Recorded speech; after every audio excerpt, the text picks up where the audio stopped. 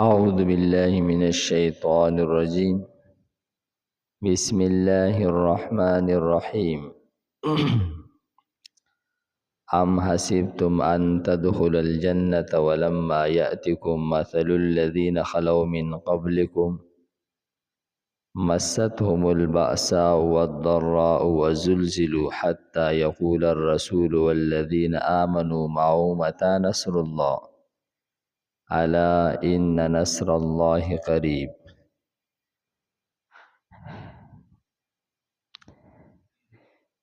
دی آیت مبارکه کې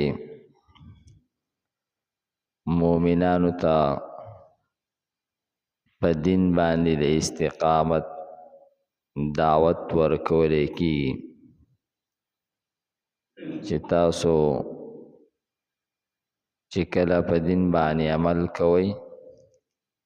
نو تاسو ته به ډېر زیات تکلیفونه، مصائب، مشکلات، حالات راځي او الله تعالی به تاسو ازمي. دغه ازمیل د الله تعالی په دې باندې الله تعالی د جنت وعده کړې ده. نو دا جنت ته داخلېدل چې دا داسې د مفتو سودا نه ده، بس یو سړي کلمه ووایي او بس دی به جنت ته ځي. داسې نه ده، بلکې دی به خامخا ازمیلی کېږي، ازمیښت به په ده باندې کولی کېږي او د الله تعالی ازمیښت چې دی د هغې سختوالی په دې آیت کې بیان کړی دی چې د الله رب العزت ازمیښت چې نو هغه بیا داسې معمولي ازمیښت نه وي، هغه ډېر یو مشکل ازمیښت وي چې پخواني مؤمنان او پیغمبران هغوی باندې هم دغه ازمیښتونه راغلي وو، تر دې پورې چې د هغو د خولې نه به بې اختیاره دا وختل متى نصر الله، د الله هغه مدد به کله راځي. نو فرمای ام حسبتم،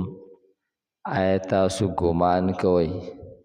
آیا ستاسو دا خیال دی ان تدخلوا الجنة چې تاسو به جنت ته داخل شئ ولما یأتکم او تر اوسه پورې به لا نه وي راغلي تاسو ته مصیبتونه، تکلیفونه، حالات مثل الذین په شان د هغه کسانو خلو چې تیر شوي دي من قبلکم ستاسو نه مخکې، ستاسو نه مخکې چې کوم خلک تیر شوي دي په هغو چې څنګه مصیبتونه او حالات راغلي دي هغه شانتې مصیبتونه او حالات په تاسو نه راغلي او دغه شانتې په مزو کې او په مفتو کې به تاسو جنت ته لاړ شئ. نو فرمایي دا ګمان ستاسو درست نه دی. مستهم البأساء، پخواني کوم مؤمنان چې ستاسو نه تیر شوي دي هغوی ته رسېدلي وو سختۍ. بأسا دا هغه مشقت، تکلیف او مصیبت ته وایي چې هغه د مال سره تعلق ساتي، لکه په تجارت کې تاوانونه کېدل او څاروي هغه هلاک کېدل او غربت سره مخامخ کېدل. نو مالی چې څومره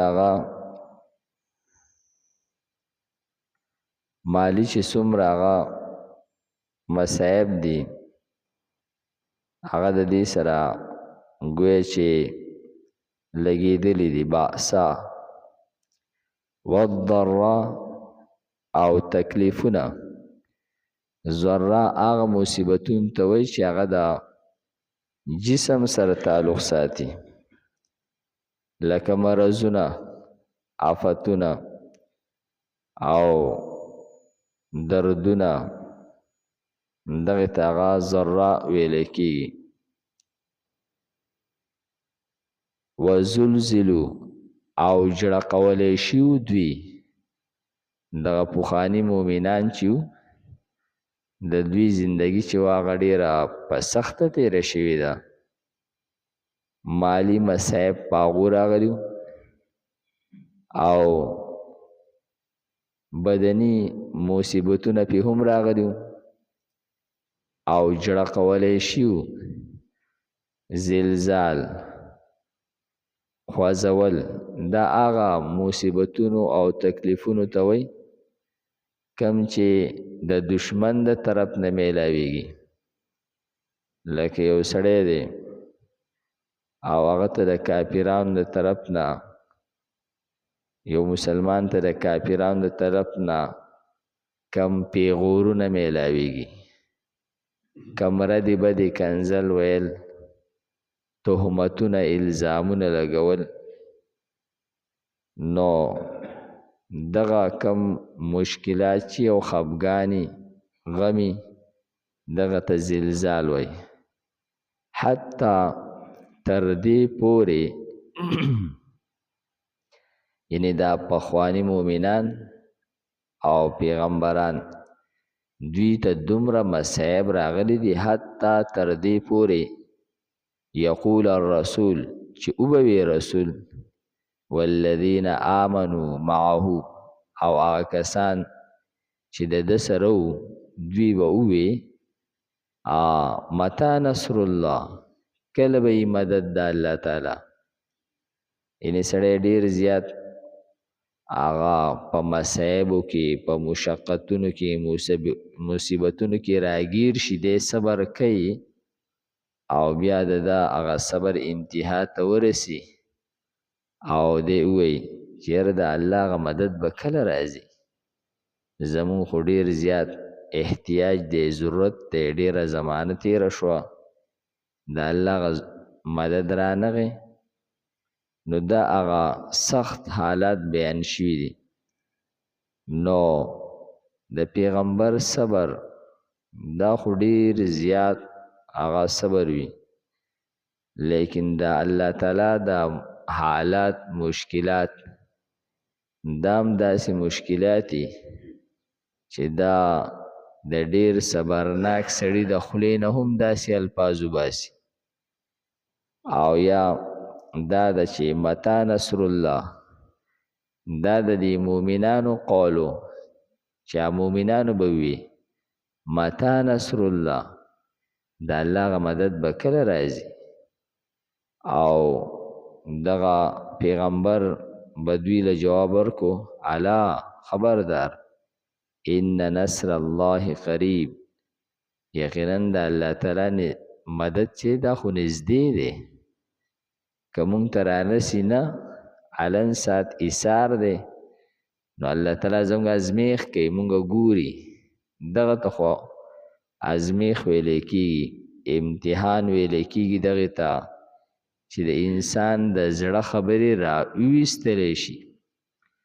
کله چې تو په چا ازمیخ کې نو ته وګورې چې د ده پړه کې څه دي، نو هغه د خپل زړه خبرې په تکلیف په وخت کې بیا راوباسي، نو هغه خبرې ظاهر شي. نو دغه شانتې الله تعالی ګوري چې د ده صبر د کم حده پورې دی او دی د زړه خبرې راوباسي. نو فرمایي چې پیغمبر به دوی له جواب ورکو چې خبردار د الله تعالی مدد خو نږدې دی، البته ستاسو ازمیخ کولی کېږي. ام حسبتم آیا تاسو ګمان کوئ ان تدخلوا الجنة دا چې تاسو به داخل شئ جنت ته، ولما یأتکم او تر اوسه پورې به نه راغلي تاسو ته هغه حالات مثل الذین خلو په شانتې د هغه خلکو چې تیر شوي دي من قبلکم مخکې ستاسو نه مستهم البأسا رسیدلیو دغه خلکو ته سختی والضراء او تکلیفونه وزلزلو او جړه کولی شیو دوی حتی تر دې پورې یقول الرسول چې وی رسول والذین او آکسانو آمنو چې ایمان راوړی معه د سره متى نصر الله کله به مدد د الله تعالی علا خبردار ان نصر الله یقینا مدد د الله تعالی چې قریب نږدې دی. الحمد لله رب العالمين والعاقبة للمتقين والصلاة والسلام على خير خلقه محمد وآله وأصحابه أجمعين. پروردگار زموږ دا ناسته په خپل دربار کې قبول او منظور کړي.